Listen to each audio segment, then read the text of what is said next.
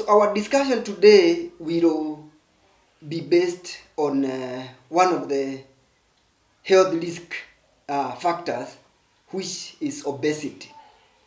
And the obesity is defined as an excess of body fat in the body, and it accounts for about 30% of the population worldwide. So there are various ways that we define obesity. The one known is where you take the weight of the patient in kilograms and divide that by their weight in meters squared, and then what you get is what we call the body mass index. So the body mass index, if the patient's body mass index is less than 18.5, then the patient is underweight, and being underweight has its own health issues and health complications. There is what we call the normal body mass index, which is 18.5 to 24.9.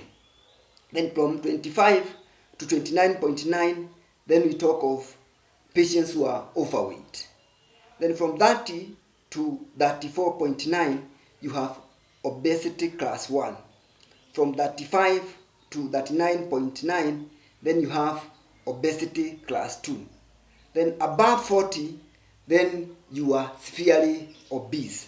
And we find that the more you are in the obesity class, the more challenges, health complications that you have. So what do the health provider do after they have defined your BM, body mass index? By the fact that you have a higher body mass index, it does not automatically mean that you are sick. But then it puts you at a category where you have, if you have other health conditions and you are obese, then you have higher problems of getting complications of lifestyle diseases. We are talking about diabetes, hypertension, high cholesterol levels, cardiovascular problems, and also higher chances of getting cardiovascular complications. So once the health provider defines your BMI, then they need to define where is your fat, and this they can do using various methods. One of the ways of defining where your excess fat is doing the waist circumference. So the waist circumference will define whether your fat is distributed on the lower part of the body or on the upper part of the body. Any part that is distributed on the upper part of the body then has more health consequences than fat distributed on the lower part of the body. Then they will need also to define your fasting lipid profile. They will define your fasting blood sugar, and also define your glycated hemoglobin. And what measures that you need to take will be determined on where you fall after these have been determined. Of course, for all those who have obese class 1, class 2, class 3, then they need to start thinking seriously about getting the excess weight and the excess fat out.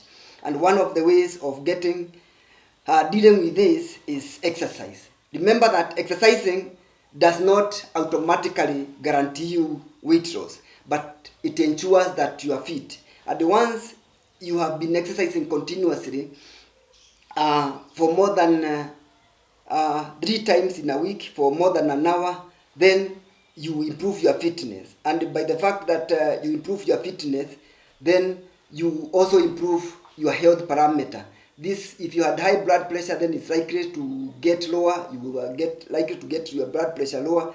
If you have high blood sugar, then your sugar control is likely to get better. You also feel you have more also psychological satisfaction.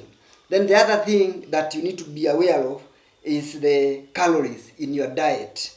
And remember that it is the excess calories that we take that have a serious health impact on our fat storage. So we need to really look at the kind of food, especially the refined carbohydrates that we are taking, the refined sugars.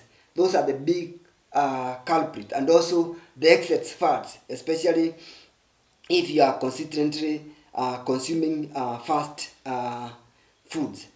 So weight reduction, it is more dependent on the adherence to the type of diet that you choose, and you stick to it. So whatever weight you lose, then you have to be sure that you maintain it, because losing weight is easy for everybody. You can diet for a few months, but then you have to be able to maintain this. Then the other thing that is important in losing weight is control of the portions of the food that you use. So maintaining your weight is very key to your health, and also high levels of physical activities, eating diets that are low in calories, and then the other thing that you need to be conscious about is regular self-monitoring of weight.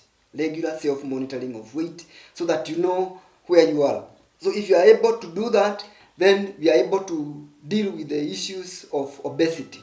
And let's also remember that even the young people now are also getting affected by this issue of excess weight, and we need to also be very conscious in our families when we think about the diet that we use as families, and also exercising, so that we encourage young people to get into activity from a young age, because once we do that, then they will be able to maintain that, they will be able to maintain their body weight, and the issue of excess weight will not become a big challenge for them.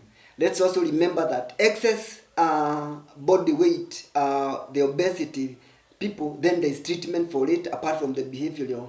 If you have body mass index beyond 40, you also have other comorbidities, then other option that you have is there are some drugs that you can use to help you lose weight, and also there is also now the surgical interventions to try to reduce the excess body fat, and also to try to reduce the mechanisms that are involved in the attainment of excess body weight. So thank you very much. Let's all remember to check on our weight. We become actively fit and active in physical activity, so that we improve on our health. Thank you.